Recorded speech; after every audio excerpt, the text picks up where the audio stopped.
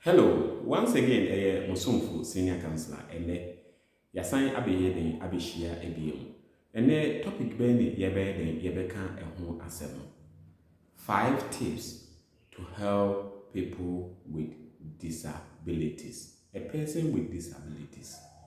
Yede ba etwin kasa mu a sebi omo a omadi dem anase esin to kakra ayeden aba omabrabo mu no ede ni betimi aya yebetimi di aboa se enkrofo no ewo ho because yen abibi mam hanse no edrum pempensu bi na odi dem a first no na isusu se ebia eye enome na se eye eduabo bi na se ade bi a den ewo abusua mu eno nti na enne no mepese me ba na ye nyina no ye beche adwen ni ye hunu se edem di a na se obi a ne nsa baako nani ne nan baako den ewo problem no enye ebi a edem die na se ebi a eduabo na se enye te se ebi a numi bi a den ewo na abrabom na se ewo na busua mu na ayeden aba se onipa ene so mebewi a mekire die nti ase enema no ya na etai den eba but enne no mmoa ben ne betimi de aboa se enkrofo no a yehu roadside die na mkromu a at times no ya na yehu se enkrofo ni bebre so omyeden omonam ekrom na adwuma omoye kese pa no adesere na se yebetimi atena oman mu na da bia no se enkrofo we den esere adea ne chese oman na nkasa mu no yenni daachi anase yenni ba bia yeko midin biem esan ye senior counselor de me bebo so a edikan a ye first point ni say education and training ye wo enkrofo bebre a omo etete ekwan ho a enka ye momo little education anase little training a say enkrofo no nka omo nye den omo ntena ekwan ho enye den ensresre ade biem se ebi kura betina kwan ho akoso ayeden asresre ade kura no a enkonko ye bebre se de bia na ye behunu omo kwan so bebre no den ewo ho education ni training ni be ni say obo ha wote kwan ho sebe ni nsa eye adwuma ni nsa mienu eye adwuma only say ni nan emienu pe na enye den enye adwuma obo so ni na enye den enye adwuma de ni nsa eye adwuma ni eye den ehunu ade no se onipa we sebe o obetimi edina den atua tailoring na se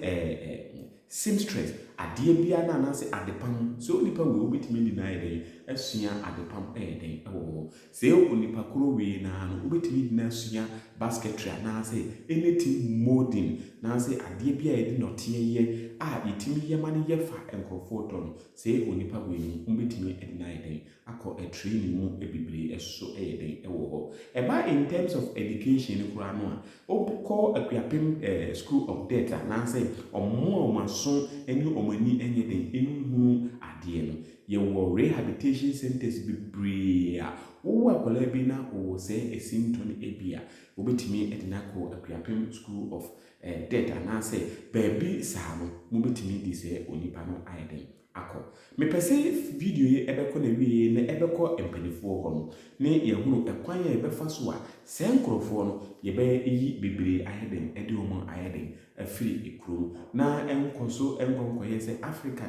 de bia no ye pe asenesere na se eden ewo ho se onipa no bitima ye basketry se onipa no bitima ye tailoring se onipa no bitima ye seamstress ye wo se nkrofo ni bi wo ho kura no o bitimi aye hairdressing eden ewo ho eba te say even mobile money kura nowadays nipa na eden etifa ko a oman small training na say onipa no betimi atena fa ko ayeden aye mobile money eba te say bookman a okwabrane etikwan ho na so otifa ko ejiji sika ni toe boot na nse yemi say toe boot ntutuo no ano say enkrofo no a omo yeden omo wo toe boot no enti say yeko yenimu no na oman no eyeden eko yenimu no yen try a possible basis enkrofo no ye be mo special education den ewo ho na abrini nyina mu se enkrofo no ankwanko ye nome na se eniema bi anye den amfa ma oman no den ewo ho eba de etuso emie nunu a den ewo ho no a accessibility any inclusive Yɛwɔ sɛ nkurɔfoɔ no a wɔyɛ den wɔwɔ mmunani ɔmo adi ɛdɛm bebree no ɛyɛ den ɛwɔ hɔ no. Yɛwɔ nkurɔfoɔ no bi wɔ hɔ a ɔmo ntumi nkɔ government bungalows akɛseɛ no. Ebu a wobɛduru hɔ no, elevator ɛna ɛyɛ den yɛwɔ hɔ a ɛtumi lift wo yɛ den ɛfiri ɛfam ɛde kɔ soro. Wobɛwɔ a wobɛkɔ koraa ne sɛ elevator no nyɛ den ɛnyɛ adwuma. Onipa no so te wheelchair mu. Wobɛyɛ den apagya no ɛde na aforo saa elevator no. Yɛwɔ baabi wɔ so so koraa na ɔmo ayɛ no steps a wobɛtumi ayɛ den aforo ɛde ayɛ den ɛde akɔ soro a ɛnyɛ normal steps but wokita hwɛw no a wobɛtumi ɛde na afa so a ayɛ sɛ small road a wobɛtumi de na ayɛ den akɔ ɛsoro. But ebu wɔ ha ɛyɛ tintintin, ebu wɔ koraa na ɛnyɛ tintintin koraa no a sɛdeɛ ɔmo ayɛ no no ɛyɛ rough na sɛ ɛyɛ very smooth a wonam so koraa no a na ɛpa wo ayɛ den ɛde wa ahwɛ fam ɛyɛ den ɛwɔ ho. Yɛnhwɛ Medina na sɛ yɛhwɛ most of roads na ɔmo yɛ den ɔmo yɛ ɛyɛ den ɛwɔ kurom no a ebu wɔ ha people with disabilities ɛyɛ kwan tintintin wobɛforo waforo da biara na wɔyɛ den ɔmo a ɔmo di dɛm no ɔmo ntumi ɛnyɛ den nkokuro na sɛ nkurɔfoɔ no ayɛ sɛ yɛayɛ den yɛtiatia ɔmo fa ahodie so anaasɛ sɛ nkurɔfoɔ no yɛmu sɛ ɔmo yɛ nipa ɛyɛ den ɛwɔ hɔ. Healthcare sɛ nkurɔfoɔ no san sɛ ɔmo ntumi ɛnyɛ adwuma no nti no obi a sɛbisɛbi n'ani afira ɔntumi nyɛ adwuma nti ɔntumi nya proper healthcare. Obu wɔ ha nka n'ani no koraa no yɛ partial blind o but yɛnhwɛ no sanse onye sika enye den nkɔhwɛ ne ho yareɛ abere nyinaa mu ntimi sɛ onipa no one partially blind ɛbɛyɛ akra ne nani no akata koraa obu okura nani na fe na ɛkata o obu o te sɛ glaucoma na nse obu o okura no a afi nani ne yɛ den ɛkata but sɛ nka ɔman ne timi di nneɛma bi tu ɛfɔm yie sɛ nkurɔfoɔ no ɔmo timi nya special education anaasɛ ɔmo timi nya special health care a some percentage no ɛbɛba fam kudi ɛbɛgye ɔmo sika koraa na sɛ yɛ 10 million koraa na sɛ nkurɔfoɔ no yɛnyi ɔmo 1 million na sɛ 2 million ne yɛnhwɛ sɛ nkurɔfoɔ no ɔmo asetena ɛna ɔmo ahoɔden mu bɛyɛ de ɛbɛkɔ eyie ɛnyɛ saa no a anytime bia ne sɛ nkurɔfoɔ no na yɛyi ɔmo kwa ɛyɛ den ɛwɔ hɔ. Transport and mobility medical ayɛ den abɔ so ɛdadeda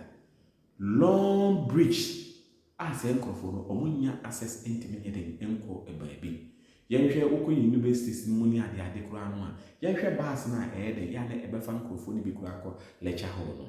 One sɛ buses no ebi yɛ long anaasɛ dodoɔ na yɛ steps a yɛnni elevator bi a betumi apagya somebody who is disability efiri ɛfɔm ɛde ne bɛkɔtena sɛ ɛka ne mu. Yɛayɛ ne nyinaa nsɛgye wei sɛ obi a obetumi ayɛ den anante ɛyɛ saa na we are depriving those people no their right and freedom a yɛwɔ no ɔman emu ɛyɛ den ɛwɔ hɔ. We should accept those nneɛma no ne yɛhunu kwan yɛ bɛfa so a yɛbɛtumi aboa yɛn nkurɔfoɔ a sɛbisɛbi o ɔmo wɔ problem akɛseɛ mu ɛyɛ den ɛwɔ hɔ. Ne yɛhunu kwan yɛ bɛfa so a sɛ nkurɔfoɔ no ɛbɛyɛ akyɛdeɛ ɛbɛyɛ agudeɛ ɛbɛyɛ nkosoɔ ɛde aman abrabɔ ɛyɛ den ɛwɔ hɔ. Yɛkɔ deɛ ɛsan ɛto so nnan na anaasɛ enum no ɛyɛ den ɛwɔ hɔ no a housing and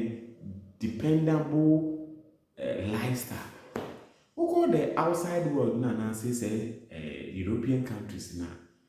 owu obi a wɔyɛ person with disability a oyie die mu ano nkɔsoɔ mu ano wonhyira mu ano but woba yɛn Africa ɛnse na bɛwo saa akwala ni bia it's like a curse.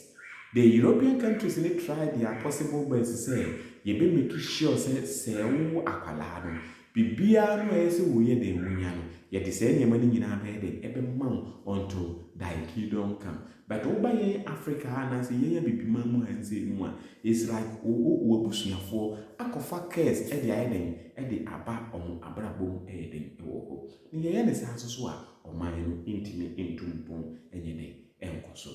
Advocacy and policy. Oba to say yen district assembly no obeka chiro say yen 5% of allocation are people with disability. Yen bi eden yen de bema say enkrofo no eden ewo ho. But maminka ade ba ko nkyerem. People with disabilities na omwo those district na na say municipal assemblies na dodo na anya say allocation no